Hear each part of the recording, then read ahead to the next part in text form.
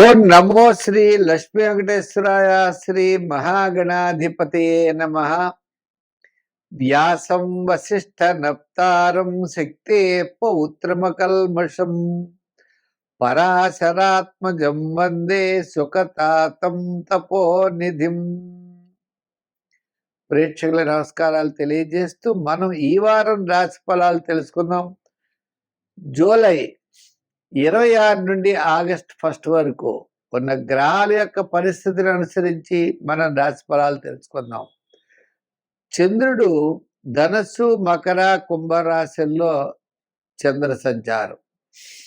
బుధుడు మిథున రాశిలో, రవి, గురులు కర్కాటక రాశిలో, శుక్ర, కేతువులు సింహరాశిలో, కుజుడు వృషభ రాశిలో, శని మీనరాశిలో, రాహు కుంభరాశిలో. ఈ విధమైనటువంటి గ్రహముల యొక్క సంచారం ఉండడం వల్ల గ్రహాల యొక్క పరిస్థితిని అనుసరించి ఆయా రాశుల వారికి ఎలా ఉంటుందనేటువంటి విషయాన్ని మనం తెలుసుకుందాం. అయితే ఈ వారం ముఖ్యమైన పండుగలు ఏమిటి అంటే, మనకి 29వ తారీఖు వ్యాస పూర్ణిమ. వ్యాసుడు గురు పౌర్ణిమ అంటారు. అసలు మనకి గురువులు ఎవరు అంటే, ఆది శంకరాచార్యుల వారు మొట్టమొదటి గురువు. ఇంకా అంతకంటే మొట్టమొదటి గురువు శ్రీకృష్ణ భగవానుడు. శ్రీకృష్ణ భగవానుడు తర్వాత ఆది శంకరాచార్యులు రెండో ఆయన. మూడో గురువు ఎవరు? వ్యాసుడు. ఈ ముగ్గురే మనకి గురువులు అట. మిగిలిన వాళ్ళంతా గొప్పవాళ్లే, కానీ గురుత్వం అనేది ఈ ముగ్గురికే ప్రతిపాదించబడినది. ఎందుచేత శ్రీకృష్ణ భగవానుడు ఆది గురువు, అందరికీ భగవద్గీత లాంటిదంతా ఆయన బోధించాడు. రెండోది ఆది శంకరాచార్యుల వారు అందరికీ అందించాడు ఇది. మూడోది వ్యాస భగవానుడు అష్టాదశ పురాణాల్లో ఈ యొక్క మొత్తం అంతా కూడా నిక్షిప్తం చేశాడు. అంచేత వ్యాస పూర్ణిమ అన్నారు దాన్ని. అదే గురు పూర్ణిమ అని ఆ గురువుని మనం నమస్కారం చేస్తే, ఆ శ్రీకృష్ణ భగవానుడు త్రిలోకాధిపతి, సమస్తమైన భువనాన్ని కూడా ఆయన శరీరంలో ఇముడ్చుకుని ఈ లోకాన్ని విస్తరింపజేస్తూ లోకాన్ని సన్మార్గంలో నడిపించేటువంటి మహానుభావుడు శ్రీకృష్ణ భగవానుడు. అటువంటి గురువుకి మనం నమస్కారం చేసుకుంటూ, అంచేతనే వ్యాసుడు గురించి మనం చెప్పుకున్న శ్లోకం కూడా ఈవేళ. అటువంటి వ్యాస భగవానుడికి నమస్కారము, ఆది శంకరాచార్యుల వారికి నమస్కారం తెలియజేస్తూ మనం ఈ వారం రాశి ఫలాలు ప్రారంభిద్దాం.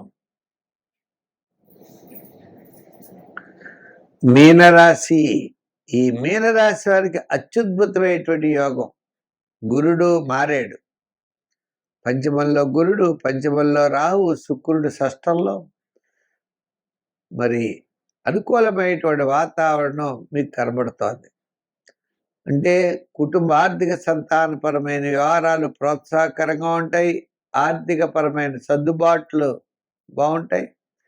ప్రతి పని కూడా శ్రద్ధగా ముందుకు వెళ్ళగలుగుతారు. నిదానంతో ఉంటారు. బంధుమిత్రుల యొక్క సహాయ సహకారాలు ఉంటాయి. శ్రమ, చికాకు, అసంతృప్తి ఇలా ఉన్నప్పటికీ ప్రతి పని కూడా చాలా శ్రద్ధగా చేసేటువంటి అవకాశాలు ఉన్నాయి.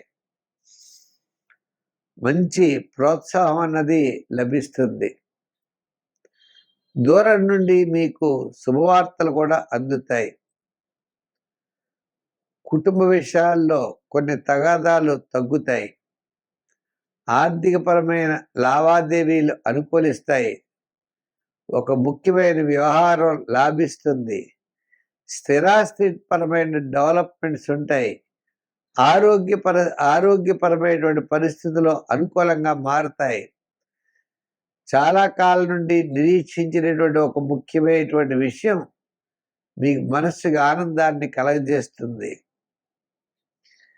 ఒత్తిళ్లున్న చిన్న చిన్న సమస్యలున్న పక్కన పెడతారు.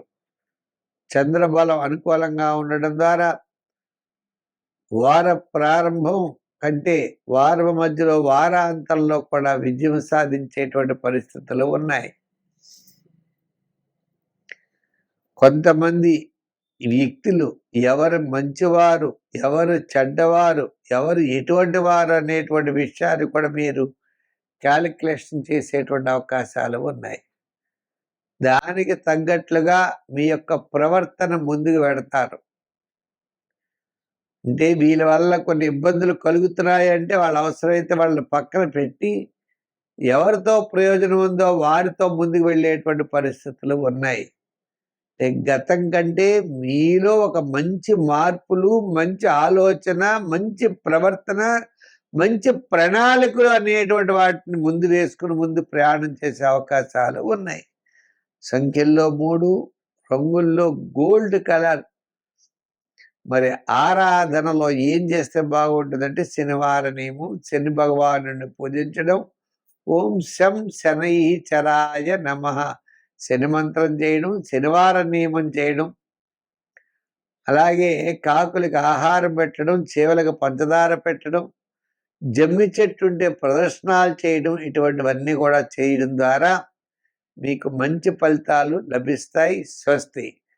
అయితే మా యూట్యూబ్ ఛానల్ పుల్లెల సత్యనారాయణ అనే యూట్యూబ్ ఛానల్ ఉంది. దాన్ని చూడండి. దాంట్లో భాగవతం పెడుతున్నాం. అనేక రకాలైనటువంటి వీడియోస్ అన్ని కూడా మేము పెడుతున్నాం. అంటే భాగవతంతో పాటు వార ఫలాలు, మాస ఫలాలు, షార్ట్స్ ఇటువంటివన్నీ కూడా ఉంటాయి. కాబట్టి తప్పనిసరిగా వాటిని మీరు ప్రతి ఒక్కరికి షేర్ చేయండి, లైక్ చేయండి. భాగవతం మీరు వినండి, అందరి చేత వినిపించండి, తరించండి. సర్వే జన సుఖినో భవంతు. స్వస్తి. మళ్ళా వచ్చే వారం కలుసుకుందాం.